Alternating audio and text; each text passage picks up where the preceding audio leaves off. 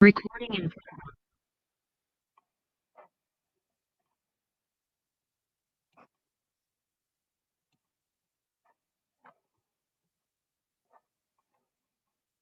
Alors, où est passé mon... Voilà. OK. Euh, donc aujourd'hui, nous allons faire un message qui est basé un peu sur la parole de Dieu, comme nous venons de chanter, comme avec quelque chose de très spécifique. Et pour commencer, nous allons lire un passage avant, donc surtout dans Jérémie chapitre 17. Je vais lire pour vous, c'est la version 8 secondes. Et puis nous allons donc passer au sermon, même au message. Jérémie chapitre 17, les versets 1 à 14. Verset premier, le péché de Juda est écrit avec un burin de fer, avec une pointe de diamant. Il est gravé sur la table de leur cœur et sur les cônes de vos autels. Comme ils pensent à leurs enfants, ainsi pensent-ils à leurs autels et à leurs idoles d'Astarté près des arbres verts, sur les collines élevées. Je livre au pillage ma montagne et ses champs, tes biens, tous tes trésors, et tes hauts lieux à cause de tes péchés, sur tout ton territoire. Tu perdras par ta faute l'héritage que je t'avais donné. Je t'asservirai à ton ennemi dans un pays que tu ne connais pas, car vous avez allumé le feu de ma colère, et il brûlera toujours. Ainsi parle l'Éternel. Maudit soit l'homme qui se confie dans l'homme, qui prend la chair pour son appui, et qui détourne son cœur de l'Éternel. Il est comme un misérable dans le désert, et il ne voit point arriver le bonheur. Il habite les lieux brûlés du désert, une terre salée et sans habitants. Béni soit l'homme qui se confie dans l'Éternel, et dont l'Éternel est l'espérance. Il est comme un arbre planté près des eaux, et qui étend ses racines vers le courant. Il n'aperçoit point la chaleur quand elle vient, et son feuillage reste vert. Dans l'année de la sécheresse, il n'a point de crainte, et il ne cesse de porter du fruit. Le cœur est tortueux par-dessus tout, et il est méchant. Qui peut le connaître? Moi, l'Éternel, j'éprouve le cœur, je sonde les reins, pour rendre à chacun selon ses voies, selon le fruit de ses œuvres. Comme une perdrix qui couvre des œufs et qu'elle n'a point pondu, tel est celui qui acquiert des richesses injustement. Au milieu de ses jours, il doit les quitter, et à la fin, il n'est qu'un insensé. Il est un trône de gloire élevé dès le commencement. C'est le lieu de notre sanctuaire. Toi qui es l'espérance d'Israël, ô Éternel, tous ceux qui t'abandonnent seront confondus. Ceux qui se détournent de moi seront inscrits sur la terre, car ils abandonnent la source d'eau vive, l'Éternel. Guéris-moi, Éternel, et je serai guéri. Sauve-moi, et je serai sauvé, car tu es ma gloire. J'ai souligné le verset 10, une partie, Jérémie 17, 10. Moi, l'Éternel, je sonde les cœurs et les reins, car ce sera donc le titre de ce message. Moi, l'Éternel, j'éprouve le cœur, je sonde les reins. C'est une expression biblique. Dieu sonde le cœur, Dieu éprouve le cœur, ou il examine le cœur, et il sonde les reins. C'est une expression biblique qui se trouve dans quelques versets de la Bible que nous allons voir assez rapidement, brièvement. J'ai mis les versets ici, vous allez voir, le psaume 7, le verset 9. David dit, met un terme à la malice des méchants et affermis le juste, toi qui sondes les cœurs et les reins, Dieu juste. Ok, Dieu est juste, Dieu examine toute situation, si vous voulez. Nous allons voir un peu qu'est-ce que cela veut dire tout à l'heure. Sonde-moi, Éternel, le psaume 26, le verset 2. Éprouve-moi, fais passer au creuset mes reins et mon cœur. Jérémie 11, il y a plusieurs versets dans Jérémie, il y a 3 versets. Mais l'Éternel des armées est un juste juge qui sonde les reins et les cœurs. Je verrai ta vengeance s'exercer contre eux, car c'est à toi que je confie ma cause. 17.10, Jérémie, moi l'Éternel, j'éprouve le cœur, je sonde les reins, pour rendre à chacun selon ses œuvres, selon le fruit de ses œuvres. Jérémie 20.12, l'Éternel des armées éprouve le juste, il pénètre les reins et les cœurs. Je verrai ta vengeance s'exercer contre eux, et c'est à toi que je confie ma cause. Et Jésus-Christ dit la même chose dans l'Apocalypse chapitre 2, le verset 23, dans sa lettre aux 7 églises. Donc il dit, je ferai mourir de mort ces enfants. Et toutes les églises connaîtront que je suis celui qui sonde les reins et les cœurs, et je vous rendrai à chacun selon vos œuvres. Et il y a aussi deux passages que j'ai mis qui se trouvent toujours dans les psaumes, qui sont un peu interchangés parce que les traducteurs ne savaient pas trop comment traduire surtout les reins. Donc, s'il n'y a pas le cœur avec, donc ils ont traduit les reins pour le cœur. David, par exemple, dans le psaume 16, le verset 7, il dit « Mes reins m'instruisent la nuit ». Littéralement. Ils ont traduit cela, si vous lisez dans la version du second, il dit « Mon cœur m'instruit la nuit ». Il dit littéralement « C'est mes reins m'instruisent la nuit ». Et le psaume 73, le verset 1, le verset 22, « Lorsque mon cœur s'aigrissait et que je me sentais pincé dans les entrailles », c'est les reins. Il dit « Je me sentais pincé dans les reins. J'étais stupide et sans intelligence. J'étais à ton égard comme des bêtes. » Donc, qu'est-ce que cela veut dire? Pourquoi ce langage biblique? Vous savez, la Bible, il faut comprendre, c'est le langage biblique, c'est un langage ancien. Il faut comprendre donc qu'est-ce que Dieu est en train de dire. Aujourd'hui, si nous parlons du cœur, pour nous, en moderne, nous allons penser à l'organe du cœur. Il y en a qui vont dire c'est le sentiment, l'amour, le cœur, la 26, cœur, etc., Cupidon, etc., qui bientôt l'année prochaine pour Saint-Valentin, pour amener des cœurs un peu partout. Donc, nous pensons à ça. Mais dans la Bible, c'était pas ça. Ce que la Bible appelle le cœur, c'est l'intelligence, c'est le raisonnement, c'est la raison. La Bible, le cœur, c'est cela. Alors, je vais mute parce qu'il y a... OK. Donc, le cœur dans le langage biblique, donc c'est l'intelligence, c'est le lieu de l'intelligence, c'est le cerveau, si vous voulez. Pour la Bible, le cœur de l'homme, c'est son cerveau, c'est l'intelligence, c'est le raisonnement, c'est la mémoire. C'est là où il analyse, c'est là qu'il fait des déductions, il fait des conclusions. Et puis les reins, dans le système biblique, c'est que tout ce qui est l'appareil digestif, au fait, c'est le rein. C'est ce qu'on appelle les intestins, the bowels en anglais dit, l'estomac, les entrailles. La Bible utilise ce concept, ce terme, les entrailles de miséricorde, dans Colossiens chapitre 3, le verset 12. C'est que en anglais, on entend souvent parler ça avec gut feeling. Tous les sentiments, en fait, sortent de ce qu'on appelle de l'intérieur. Tout ce qui est émotion, tout ce qui est feeling. Donc Dieu, il analyse à la fois notre raisonnement, notre intelligence, ce que nous croyons, ce que nous analysons, les conclusions que nous tirons avec ce que nous recevons et tout ce que nous mettons dans notre intelligence, mais il analyse aussi nos émotions, nos sentiments, nos ressentiments, tout ce que nous ressentons tout donné. Il y a l'être humain a beaucoup de sentiments, de bons ou de mauvais, comme la colère, comme la pitié, comme l'amour physique, l'amour sympathique, si vous voulez, pour sympathiser avec quelqu'un qui est, par exemple, que nous connaissons quelqu'un qui est décédé, ou l'amour parce que nous avons pitié des pauvres, etc. Donc, ce sont des sentiments.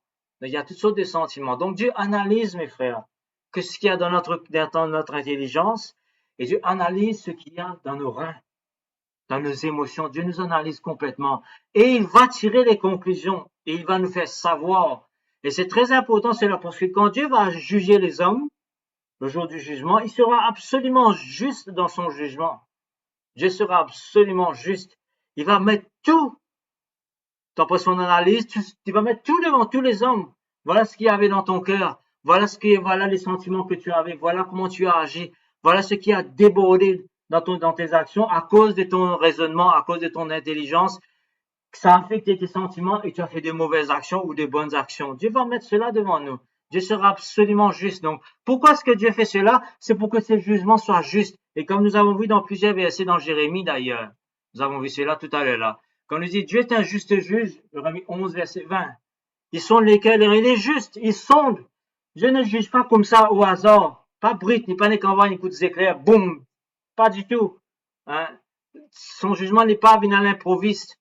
Il est juste, il va savoir, il va faire savoir à l'homme qu'est-ce qui ne va pas avec lui. Et il nous fait savoir qu'est-ce qui ne va pas avec nous aujourd'hui. Et il nous dit quelque chose dans Jérémie chapitre 17, le verset 10, verset 10 et le verset 9, nous avons lu cela au tout début. Le cœur de l'homme, il est tortueux par-dessus tout. Il est méchant, qui peut le connaître? Dieu nous dit, Dieu a analysé le cœur de l'homme. Il dit que son cœur est tortueux, son cœur est malade, son cœur est méchant. C'est la conclusion de Dieu sur l'homme. Son intelligence est malade, son intelligence est bouchée. C'est ce que Paul dit dans Colossiens, dans Éphésiens. C'est pour cela qu'il fait de mauvaises actions. Il est coupé complètement de Dieu. C'est pour cela que Paul nous dit quelque chose dans Romains chapitre 12, versets 1 et 2, qu'il faut renouveler notre intelligence. Il faut changer ce que nous croyons. Il faut changer les choses que nous écoutons, que nous regardons, ce que nous disons, ce que nous lisons, ce que nous apprenons. Il faut prendre les choses de Dieu pour que nous puissions avoir des bons sentiments, pour que ça puisse déborder dans nos reins, dans nos entrailles et sortir par des bonnes actions à ce moment-là, par des bonnes pensées. Donc c'est important cela. Donc Dieu ne va pas donc juger les hommes comme ça au hasard. Hein, il va nous analyser, il va nous faire savoir ce qui se passe. Ok, ça nous a mauvais. Voilà, donc ça aussi nous a mauvais. Donc Dieu va juger donc le monde entier, mais il juge aussi les croyants. Et tout le monde sera récompensé en fonction de ce qu'il a dans son cœur et ce qui a débordé donc dans sa vie. Tout ce qui est dans notre cœur va sortir. Je vous ai déjà donné cette image, si vous vous rappelez. C'est pour tous ceux qui ont des cafetières chez eux, des cafetières classiques, c'est-à-dire pas les nouveaux cafetières avec capsules, là, mais les cafetières où on met des filtres. Vous mettez la grain café là-haut, mettez de l'eau bouillante dedans et ça coule. On dit c'est un peu ça un café coulé. Donc, si vous mettez des graines de café dans la cafetière et vous mettez de l'eau chaude bouillante là-haut, c'est du café noir qui va descendre. Si vous mettez café rouge, prenez un café rouge. Si vous mettez du thé, prenez du thé. Si nous mettons vraiment une fleur rose, vous pourrez dire le rose. Donc, c'est important d'avoir le bon élément dans la cafetière, dans le filtre. Et c'est ça qui est important. C'est très important d'avoir le bon élément dans notre intelligence, mes frères. Dieu va juger ce que nous mettons dans notre intelligence, ce que nous prenons dans notre intelligence, dans notre raisonnement. Parce que ça va déborder sur nous et il y aura de mauvaises actions. Pourquoi est-ce que Dieu fait cela? Dieu fait cela pour nous les croyants. Nous allons parler surtout du croyant maintenant. Nous n'allons pas parler des autres. Nous allons parler des chrétiens. Vous et moi, nous tous qui sommes supposés être des croyants. Dieu nous parle dans sa parole. Il nous dit des choses. Quand Dieu a donné ce jugement à Jérémie, Dieu a dit à Jérémie, moi je juge les cœurs des hommes. Le cœur, il est malade, il est tortueux. Et qu'est-ce que Jérémie a dit avant que nous arrêtons que nous avons arrêté notre lecture? Sauve-moi, Seigneur, guéris-moi. Est-ce que nous avons cette attitude pour dire à Dieu, oui, tes jugements sont vrais. Voilà ce que je suis réellement. Voilà mon cœur, voilà mes sentiments. Je veux changer, je veux être transformé. Je vais raisonner, penser à la façon dont toi tu veux. Et pour cela, il faut que je change de raisonnement avant. C'est important de prendre le bon café, si vous voulez, et laisser donc cette parole nous imprégner, rentrer dans notre intelligence, rentrer dans notre esprit pour que cela transforme donc nos sentiments, transforme nos émotions. Dieu fait cela, mes frères, pour que nous ne participions pas au même jugement que le monde. Il y aura deux jugements. Les croyants seront jugés séparément. Rappelez-vous bien de cela. Il y aura deux jugements. Paul nous dit cela dans 1 Corinthiens chapitre 14, verset 32 que nous allons lire tout à l'heure. Et dans Hébreux chapitre 12, verset 10, Paul écrit, nos pères nous châtiaient pour peu de jours, comme ils le trouvaient bon. Mais Dieu nous châtie pour notre bien, afin que nous participions à sa sainteté. Qu'est-ce que Dieu veut? C'est que notre comportement change. Comme il va mentionner dans sa lecture, il y a un moment, nous avons changé de marche, mes frères. Nous ne pouvons pas continuer à marcher comme avant. Il a mentionné, nous devons être sages envers ceux du dehors. Il nous faut avoir un comportement sage, intelligent. Je sais qu'en ce moment-ci, Gordon Green commence une nouvelle étude sur les livres des Proverbes qui va parler beaucoup de la sagesse. Comment vivre dans ce monde avec sagesse. Vous savez que l'homme le plus sage du monde, à part Jésus-Christ, c'était Salomon. C'est lui qui a écrit donc les Proverbes, c'est lui qui a écrit l'Ecclésiaste. Il a écrit 1001 cantiques. Il a écrit beaucoup de choses, Salomon. Donc, il était très, très sage. Mais on peut se poser la question, qu'est-ce qu'il a fait de sa sagesse? Parce que pour quelqu'un aussi sage que cela, il a eu 700 belles-mères. Déjà, c'est difficile pour certains de vivre avec une belle-mère. Lui, il en a eu 700. Donc, c'est vraiment pas très, très sage de sa part, mais bon, c'est sa vie. Il n'a pas utilisé malheureusement tout ce qu'il a eu pour le mettre en pratique correctement dans sa vie. Donc nos pères nous corrigent, Dieu nous corrige, mes frères, et quand il va sonder nos cœurs, quand il va sonder nos reins, la parole de Dieu nous dit qu'il va rétribuer, qu'il va donner des corrections si c'est nécessaire ou des récompenses si c'est nécessaire. C'est ce qu'il va faire. Et c'est ce qu'il nous dit ici. Dieu va nous châtier peut-être de temps en temps, va nous faire passer par des moments difficiles afin que nous participions à sa sainteté. C'est sa volonté avant tout. Il ne faut pas écouter tous ces menteurs, tous ces faux prophètes qui y a en ce moment, qui infestent l'Église malheureusement, qui infestent le christianisme, qui nous dit que tout va bien dans ta vie, mon frère, que Dieu va te donner toutes les années que tu as perdues, que Dieu va te donner beaucoup de bonnes choses, que tu seras en bonne santé toujours. Pas du tout. Ce n'est pas ça, cela avant toute chose. Ce que Dieu veut avant toute chose, c'est que nous soyons saints. C'est que nous marchions à la manière de Jésus-Christ, son Fils. Et qu'est-ce que Dieu va faire? Comment est-ce que Dieu fait ce jugement? Comment est-ce que Dieu va juger nos cœurs? Comment est-ce que Dieu va sonder nos reins? Comment est-ce que Dieu va analyser notre intelligence? Qu'est-ce qu'il utilise? C'est sa parole. C'est sa parole qu'il a donnée. Il n'y a pas d'autre chose, il n'y a pas de secret, il n'y a pas de mystère, il n'y a pas d'une nouvelle révélation, il n'y a pas d'une connaissance secrète, d'une connaissance mystique, cachée, révélée à certaines personnes. Pas du tout. Dieu a donné sa parole. Dieu a révélé sa parole dans la personne de Jésus-Christ, son Fils. C'est sa parole. C'est pas sa parole qui nous juge. La dernière fois, nous avons lu ce verset-là. Nous avons lu le verset 14, Éphésiens chapitre 4, à partir du verset 14, nous avons parlé que Jésus-Christ, notre grand prêtre, qui peut sympathiser avec nous. Il peut. C'est pour ça que nous devons nous approcher du trône de Dieu. Mais juste avant ça, voici donc ce que l'auteur de la lettre aux Hébreux écrit. Et forçons-nous donc d'entrer dans ce repos, afin que personne ne tombe dans le même exemple de désobéissance. Qu'est-ce qu'il parlait avant? Il parlait donc du repos que les Israélites n'ont pas pu rentrer, parce qu'ils n'ont pas cru, parce qu'ils n'ont pas obéi. Ils ont reçu la parole de Dieu, ils n'ont pas eu la foi dans la parole de Dieu. Ils ont voulu faire un peu ce qu'ils voulaient, ils ont été désobéissants. C'est pour cela que donc l'auteur ajoute quand la parole de Dieu a été donnée. La parole de Dieu a été donnée. La parole de Dieu nous est donnée maintenant. Quand la parole de Dieu est vivante et efficace, plus tranchante qu'une épée quelconque à deux tranchants, pénétrante jusqu'à partager âme et esprit, jointure et moelle, elle juge les sentiments et les pensées du cœur. Ça, c'est la version parole vivante. J'ai oublié de mettre cela. C'est la version parole vivante. Verset 13. Nulle créature n'est cachée devant lui. Mes frères, absolument rien n'est caché devant notre Dieu. Rien. Mais tout est à nu et à découvert à ses yeux de celui à qui nous devons rendre compte. Et c'est intéressant ce concept, tout est à nu et à découvert, parce que littéralement dire, nous avons tous le cou nu devant Dieu. Il n'y a rien qui nous cache. Je ne sais pas pourquoi c'est comme ça, mais c'est une expression probablement juive à l'époque. Mais c'est pour vous dire que Dieu voit tout. Nos vêtements ne pourront rien cacher. Rien. Nous ne pouvons pas cacher ce que nous sommes devant Dieu. Dieu va analyser tous nos sentiments, Dieu va analyser toutes nos pensées, Dieu va analyser toutes nos connaissances, Dieu va analyser toutes nos motivations de tout ce que nous faisons. Et il utilise la parole de Dieu pour cela. C'est très très important cela de comprendre cela. Dieu utilise sa parole. Le jugement, mes frères, devant le trône de Dieu ne sera pas une surprise. Personne ne pourra dire, moi pas tu connais. Surtout les croyants. Personne ne pourra dire, moi pas tu connais. Parce que nous avons la parole de Dieu.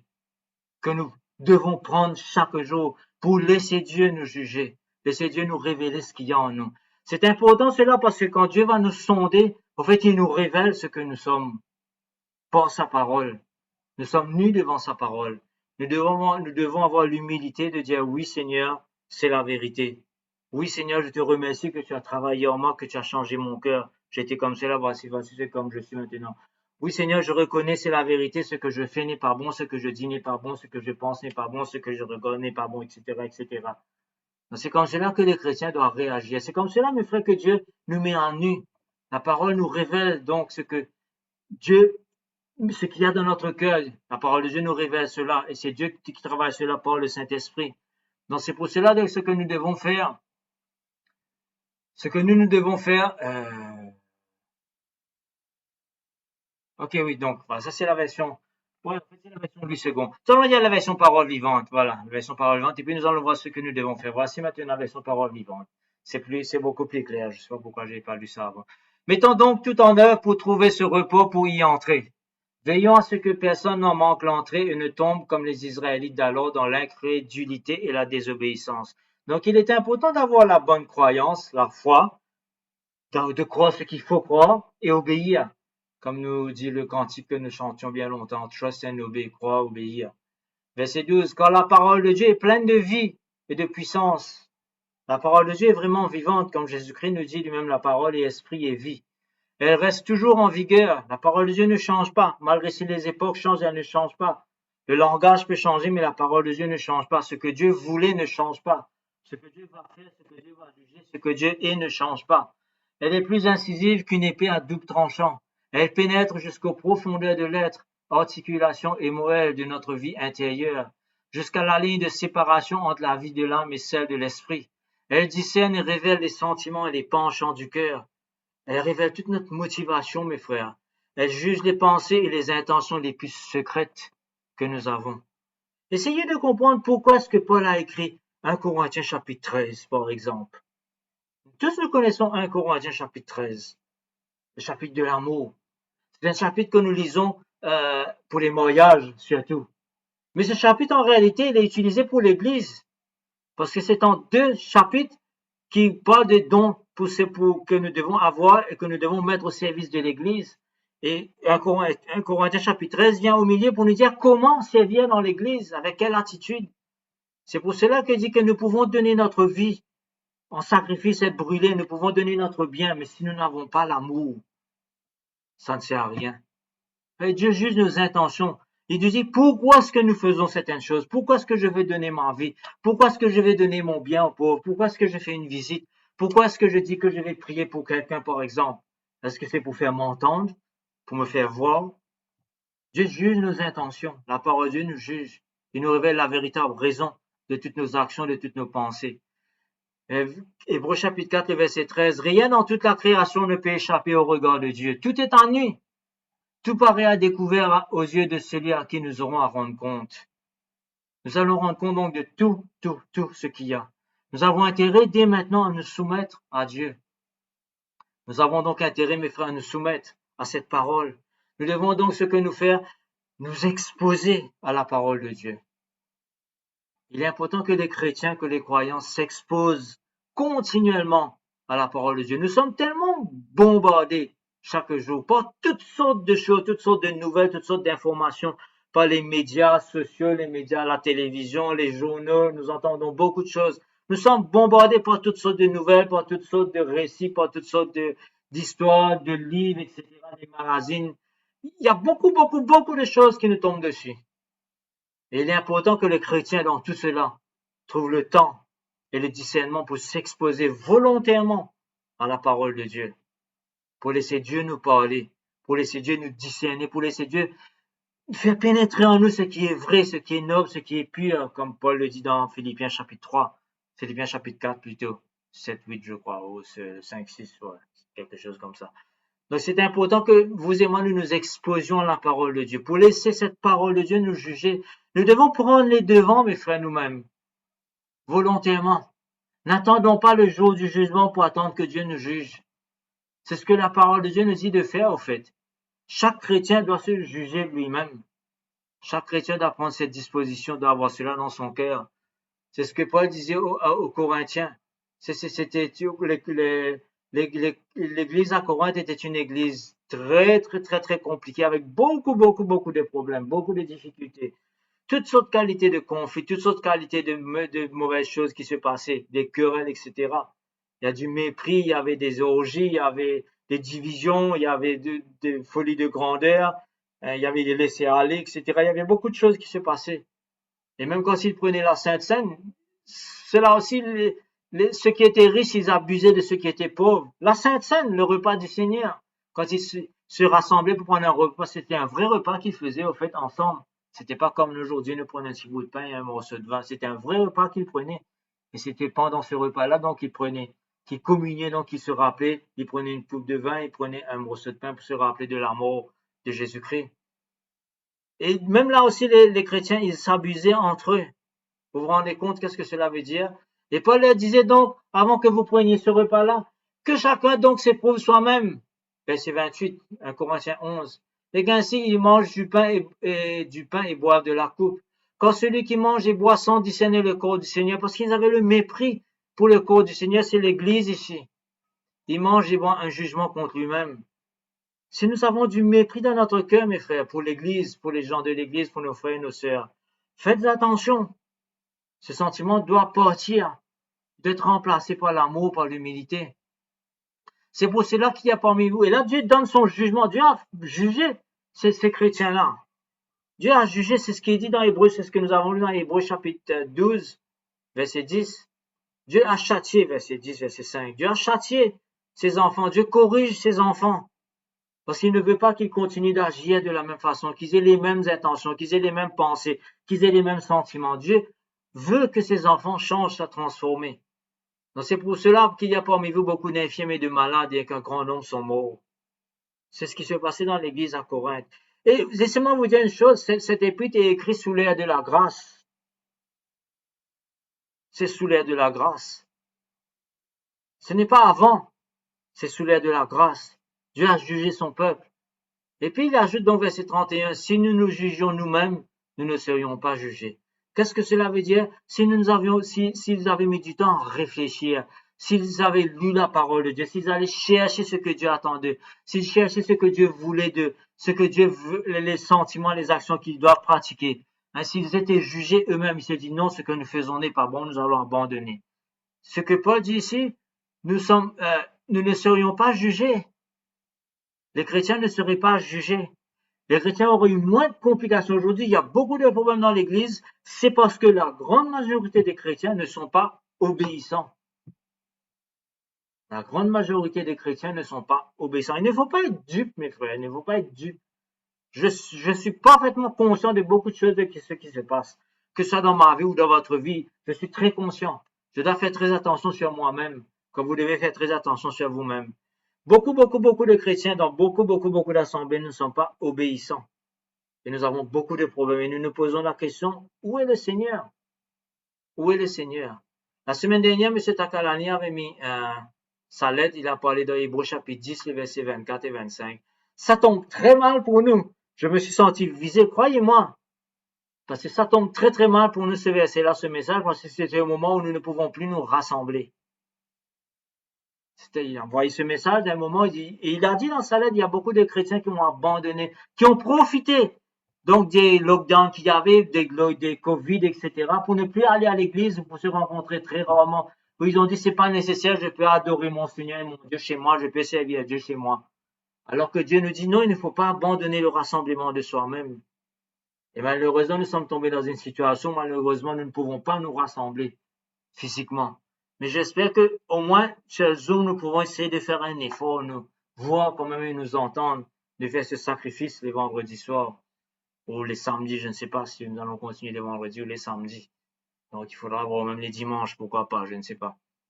Donc, il dit, si nous nous jugeons nous-mêmes, nous ne serions pas jugés. Donc, il faut lire la parole de Dieu et nous poser des questions. Qu'est-ce que je fais? Qu'est-ce que je crois? Quels sont mes sentiments que j'ai dans une situation, envers une personne? Quand j'entends un message, est-ce que cela me touche? Ne pensez pas aux autres. Pensez à vous d'abord. Jugez-vous vous-même avant. J'ai écouté un message cette semaine-ci qui était c'était comique, mais c'est intéressant. Il a parlé donc vous connaissez tous cela, la semaine dernière, nous avons parlé de cela. C'est du pharisien qui est allé prier au temple et du publicain qui est allé prier au temple. Vous connaissez toute cette histoire. Le pharisien a dit, Seigneur, je te juge que je ne suis pas comme cet homme qui est voleur, qui est menteur, etc. Moi, je jeûne une fois par semaine, je donne la dîme de tout, j'obéis à ta loi, etc. Et la façon dont le prédicateur a donné ce message, c'est très intéressant parce qu'il a dit, malheureusement, c'est ce que beaucoup parmi les chrétiens font. Seigneur, je te remercie que moi, j'ai fait tout mon effort, je peux venir à l'assemblée, pas comme eux là, qui ont coupé dormi. Ou le gars là qui ne pas prendre compte, qui ne pas visite personne, ou celui qui pas, il pas partage non rien, il reste dans ce coin, il tout c'est moi, heureusement pas comme Ali. Nous faisons cela. Malheureusement, nous faisons cela.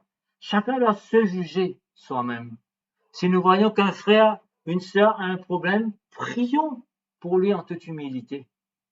Prions pour lui. Ne nous comparons pas à lui ou à elle. Donc prions pour cette personne. Dans verset 32, mais quand nous sommes jugés, nous sommes châtiés par le Seigneur. Voyez mes frères, si nous tombons sous le jugement de Dieu, si nous sommes un enfant de Dieu, et si nous faisons fausse route, si nous faisons des choses qu'il ne faut pas, Dieu va nous prendre en charge. Dieu va s'occuper de nous parce qu'il ne veut pas que nous continuions sur un mauvais chemin. Dieu va nous châtier, Dieu va nous corriger, afin que nous ne soyons pas condamnés avec le monde. Nous n'aurons pas la même condamnation, le même jugement que le monde aura. Il y aura un jugement séparé pour les chrétiens, les croyants, il y aura un jugement pour les non-chrétiens. Il faut faire très attention, il ne faut pas que nous ayons le même jugement qu'eux. Que Dieu nous va dire, je ne te connais pas. Il faut faire très attention à cela. Et de Corinthiens chapitre 13 aussi, j'ai mis le verset 5. Paul disait donc aux Corinthiens, avec tous les problèmes qu'ils avaient, avec toutes les complications qu'ils avaient dans leur assemblée, examinez-vous vous-même, mes frères. Paul leur disait, examinez-vous. Regardez votre situation, regardez où vous en êtes dans la foi, pour savoir si vous êtes dans la foi. Éprouvez-vous vous-même. Regardez, est-ce que le Seigneur Jésus est vraiment en vous? Est-ce que Jésus-Christ demeure en vous? C'est ce que Paul est en train de leur dire à des chrétiens, supposément. Tellement leur action était difficile, était incroyable, si vous voulez. Dit, à moins peut-être que vous ne soyez réprouvés. Et ça, c'est Dieu qui va révéler la vraie vérité à la fin. Dieu va révéler cela. Donc, nous devons nous examiner dès maintenant, vous et moi, prendre des dispositions nécessaires. Nous devons, mes frères, nous exposer à la parole de Dieu. Lire, au moins lire. Il faut lire, lire, lire tous les jours. Étudier va demander un peu plus d'effort. Méditer aussi va demander un peu plus d'effort. Mais il faut lire, au moins lire une histoire, un chapitre, pas lire un verset par jour. Nous pouvons mal nourrir. On va être anémique, on va être malade. On ne pourra pas servir, on ne pourra pas avancer, on ne pourra pas progresser si nous ne nous nourrissons pas correctement. Donc c'est important de s'exposer. Il faut lire, laisser Dieu nous parler. Il faut bien sûr lire ce que les autres écrivent. Il y a des sermons, il y a des articles, c'est très nécessaire. Il faut aussi écouter bien sûr les messages que nous avons. Il faut aussi participer dans les Bible Studies. C'est très important. Mais vous-même personnellement, vous devez lire la Bible. Avoir un programme biblique, chacun individuellement. Il faut lire. Il faut faire un effort. Je ne sais pas comment vous encourager pour faire cela. Donc, il faut essayer, trouver du temps. Il y a beaucoup de choses qui ont pris de la place en ce moment-ci. Il y a beaucoup de choses qui prennent la place, malheureusement, avec tout ce qui se passe. Nous devons travailler un peu plus. Il y en a qui travaillent, qui font du work at home. Il y en a qui sont débordés par beaucoup de responsabilités. C'est vrai. Mais rappelez-vous, mes frères, si nous ne prenons pas la parole de Dieu, si nous ne nous nourrissons pas, si notre intelligence n'est pas renouvelée, qu'est-ce qui va rentrer dans notre esprit? Qu'est-ce qui va rentrer dans notre intelligence? Ça, c'est important. Parce que si nous ne mettons pas la parole de Dieu, ne soyez pas dupes encore une fois. Autre chose va rentrer. Cette autre chose ne sera jamais bon. Ne sera jamais bon. Donc, c'est important que nous passions du temps à lire, à nous exposer. Nous devons nous exposer de deux façons, si vous voulez. J'ai mis cela ici. Pas des biographies. Ça veut dire des biographies, donc c'est la vie des gens, la vie des personnages. Mais j'ai mis des personnages bibliques parce que c'est important de connaître donc la vie des personnages qu'il y a dans la Bible. Il faut connaître leur histoire, un peu ce qu'ils ont fait de bien ou de mauvais, afin que nous apprenions certaines choses. Il faut connaître l'histoire des rois, par exemple, connaître l'histoire des patriarches. Nous pouvons connaître l'histoire des prophètes. Nous pouvons connaître, par exemple, la dernière fois, nous avons parlé un peu d'Esther. C'est bon de connaître son histoire dans son intégralité, connaître l'histoire de tous ces prophètes qu'il y avait, Daniel et ses amis, etc. Il faut connaître. On peut bien sûr penser, on pense à Jésus-Christ, bien sûr, et c'est vrai, il faut connaître la vie de Jésus-Christ, ce qui est révélé dans les évangiles, surtout dans Matthieu, dans Luc et dans Marc, où il parle de la vie même de Jésus-Christ, hein, ce qu'il a vécu, ce qu'il a enseigné, les gens qu'il a côtoyés, comment il les a côtoyés. L'évangile de Jean est différent, parce que l'évangile de Jean est un évangile sur l'enseignement, si vous voulez, c'est un peu différent. Mais cela aussi, j'ai mis quand vous allez vous exposer à la vie des personnages bibliques, vous pouvez aussi vous exposer aussi à la vie des saints qui sont non bibliques, des gens en dehors, des grands personnages. Vous allez faire Jonathan Edwards, c'est pas John Wesley, je sais pas moi, des grands personnages qu'il y avait. Des pères de l'Église, comme ils disent en guillemets, mais il faut se méfier des pères de l'Église parce qu'il y en a beaucoup de bêtises. Mais il faut prendre avec des pincettes tout ce que vous lisez dans la vie des personnages non bibliques parce qu'il y a beaucoup d'histoires qui sont exagérées aussi. Donc il faut faire très attention. Vous pouvez lire l'histoire de la vie de Paul dans les Actes des Apôtres. Et je vous rappelle encore une fois le principe de lire la Bible. Quand vous allez lire, si vous décidez par exemple de lire l'histoire des rois, c'est bon de commencer avec un roi et de le terminer un jour. De lire tout ce qui concerne ce roi, oublier les chapitres et les versets, lire jusqu'à l'histoire de ce roi-là, jusqu'à la Bible de mort. Donc on va être la même. C'est juste pour connaître. Donc tout, c'est bon de lire dans un flow, c'est pour connaître vraiment l'histoire. Faut pas lire 10 versets, 5 versets, à moins qu'il y en ait juste 5 versets. Il y a des rois comme ça, il y en a juste quelques versets. Tellement il n'y avait rien à dire sur eux, ils ont fait que des choses méchantes. Ok, c'est comme ça. Mais il y a des rois, il y en a plusieurs chapitres. Dans Saül, par exemple, David, il y en a beaucoup, Salomon, il y en a beaucoup, Josias, Josaphat, il y en a beaucoup, Manassé, il y en a plusieurs chapitres. Akab, qui était méchant, un méchant roi, il y en a beaucoup. Ouais. Et il y en a comme ça. Donc, lisez correctement comme il le faut. N'arrêtez pas au milieu du chemin. Et puis, j'ai aussi mis, donc, il faut quand vous lisez, si vous voulez, laisser Dieu, la parole de Dieu vous juger pour révéler ce que vous êtes, c'est important donc que vous vous exposez aussi aux enseignements de la Bible. Et là, nous avons des épîtres, nous avons les lettres, nous avons des psaumes des fois qui nous enseignent aussi beaucoup. Donc c'est très important de nous mettre sous l'enseignement. Et c'est là que les études de la Bible sont importantes. Parce qu'il nous faut comprendre ce que Dieu dit. Il nous faut comprendre ce que Dieu attend de nous. Il nous faut comprendre ce que Dieu a révélé dans sa parole. Il nous faut comprendre qu'est-ce que Dieu veut faire. Nous avons chanté ce cantique-là. La parole de Dieu révèle Jésus-Christ, le Fils de Dieu. Et je vais redire ce que j'ai déjà dit en plusieurs occasions. Ce que Dieu veut, c'est reproduire la vie de Jésus-Christ dans chacun d'entre nous. Et il va le faire par sa parole, au moyen de sa parole. C'est dans sa parole qu'est révélée la vie de Jésus-Christ. Et il y a une lettre dans la Bible qui est assez extraordinaire, c'est la première lettre de Jean. Il y a 5 chapitres. Ouais, première lettre de Jean. C'est une lettre assez remarquable parce que c'est une lettre, au fait, d'analyse, si vous voulez. C'est une lettre qui décrit qui est le vrai chrétien, du premier chapitre jusqu'à la fin. Il y a beaucoup de comportements, beaucoup de choses qui sont dites, beaucoup de choses que nous devons croire et ne pas croire dans ces 5 chapitres. Nous devons nous analyser par rapport à ce que Jean dit. Est-ce que je suis sur le bon chemin? Est-ce que je suis un vrai croyant? Quand nous lisons la parole de Dieu, il faut faire quelque chose. Quand nous nous mettons sous l'enseignement de Dieu, quand nous lisons la vie des personnages, quand nous décidons d'étudier la Bible, quand nous décidons d'aller écouter un sermon ou de lire un passage que quelqu'un a écrit, un message, il faut faire quelque chose avec cette parole. Et nous allons terminer avec cela. C'est pas très long aujourd'hui. Il faut prier, mes frères. Quand vous lisez la parole de Dieu, quand vous étudiez la parole de Dieu, quand vous méditez sur la parole de Dieu, il faut prier en même temps. Il faut faire cette prière que David a faite dans le psaume 139 et les versets 23 et 24. Quand nous lisons la parole de Dieu, prions, faisons cette prière. Dis, sonde-moi, ô Dieu, et connais mon cœur. Ou révèle-moi ce qu'il y a en moi réellement. Révèle-moi. Éprouve-moi et connais mes pensées. Révèle-moi tout ce que je suis. Fais-moi le savoir. Et puis David ajoute, regarde si je suis sur une mauvaise voie. Est-ce que ce que je fais est bien? Est-ce que ce que je dis est bien ou si c'est pas bien? Est-ce que ce que je pense est bon? Est-ce que ce que je chante est bon, c'est pas bon? Est-ce que ce que je regarde c'est bon, c'est pas bon? Fais-moi savoir. Et si c'est mauvais, retire-moi dessus. Donne-moi la force, donne-moi le courage.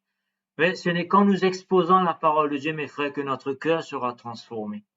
Que nous aurons la force et la volonté de quitter la mauvaise voie.